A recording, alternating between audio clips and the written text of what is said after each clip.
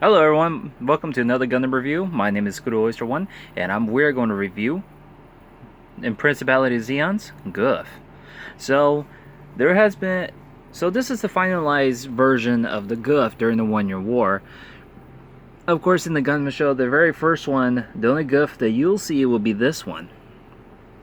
So I haven't gotten, when I say final version, for like perfection, this will be the final version. But there has been multiple versions of Goufs during the 1 Year War.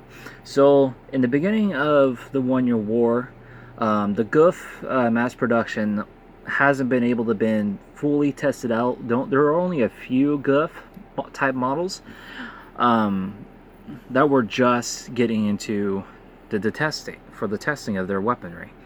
So I have not watched the Gundam Origins. That was going to be one of my bucket lists to watch, so I could watch the Zeon side of the story.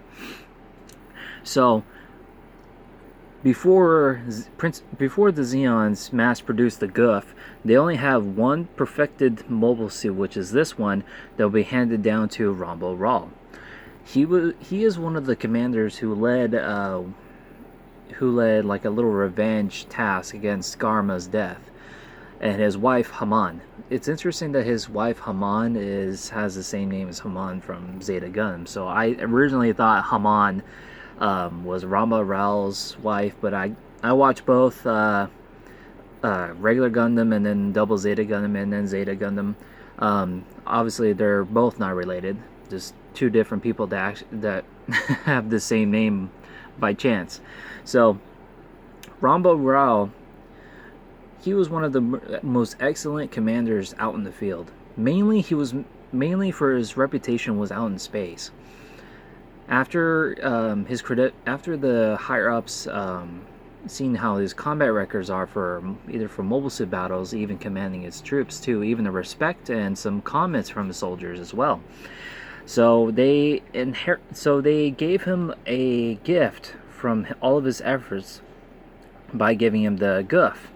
The Gouf is only a Earth type mobile suit, which it can only fight during the atmosphere, on ground.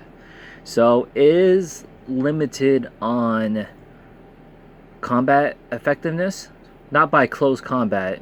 Mid range, it's pretty good in mid range, but for far range, it has a weakness on it. And due to the lack of fire range from long range from the Gouf, they decided that in order for this mobile suit to be for close combat, they perfected this Gouf to be faster than a regular Zaku, which it has been proven during the show or even combat by status from Federation units or even Armor Array fighting against Ramarel. So the Gouf has a huge advantage against close combat and mid combat. Like I said again, far range, it's at a disadvantage between a GM sniper or, like, say, the gun cannon or gun tank can actually hit it from far away for a precise aim. So let's go ahead and talk about the weaponry. So by standard mobile suits, that the Zaku's would be compared to like a shield on the shoulder blade, but since the Gouf doesn't need a shield on a shoulder blade, they gave the Gouf a regular size shield, kind of like I wouldn't say like the same shape as the Gundam's shield, but a lot smaller. I'm not very certain if the same type of material alloy is the same as a shield, but it during the show it kind of did put up a good blockage either between gun cannon fire from gun tank. I have to rewatch it just to see if it's true or not. So the weapons inside the model is that it gives you the electric rod. I know that's not the precise name. I call it the electro rod, or whip per se, for my lack of knowledge. I haven't gotten a chance to do a full-on research on it. I don't know if you guys can see it. So with the whip's purpose is that it's going to hit for mid-range. So let's say a GM has stumbled upon another Gouf, by this Gouf, and then it has mid-range weapons for the GM, but the Gouf needed, it was a bit mid-range, and he wanted to get the GM closer. So he would use this whip. Not only has really good damage from a whip, you know how whips are, you like with Indiana Jones, you hit that whoosh sound, but by surface damage on the mobile suit, it will badly cripple during some of the limbs. What's interesting with the whip is that it has electricity function that it can actually disable the mobile suits by for some of the electronics inside the cockpit, the limbs, and some of the head joint movements. I don't know why I said head joint movements. I meant to say by parts of the body. Basically, what I'm trying to say, it can cripple the mobile suit for either permanently or partially, depending on how bad is the parts on the mobile suit, depending if it's non-fixable or beyond repair. So within that whip, now I'm not 100% certain if by standard that the Gouf comes with 2 heat blade swords. I would believe that in the model box they give you a spare just in case if you lose one by accident or something else happened. But since you have 2 of these, you can actually pose them for dual wield, make them look like a Jedi. And also by standard for the Goufs, it has given us the machine gun hand for come out of the fingers. So back then when I was mentioning about how the Gouf has mid-range weapons, other than the whip and the swords, the machine gun hand has a limited ammo. It doesn't carry as much ammunition, so the ammunition will be somewhere in this arm, on the left hand of the arm, either on the side, the back, or on the up. Let me get that better focus. There we go. It's somewhere either in here or so. And then, so when the ammunition from the hands go out, I believe I think it's been given at least maybe about 200 or 300 rounds. It could be 400 just in case. I'm not 100% certain. Like I said, I haven't gotten a chance to do a full research. This is my only chance to get to record and make a new video for you guys, so that you guys don't have to wait for me about 3 or 4 weeks. Sorry, my dog's barking. So I would recommend this model for you guys. It's really good.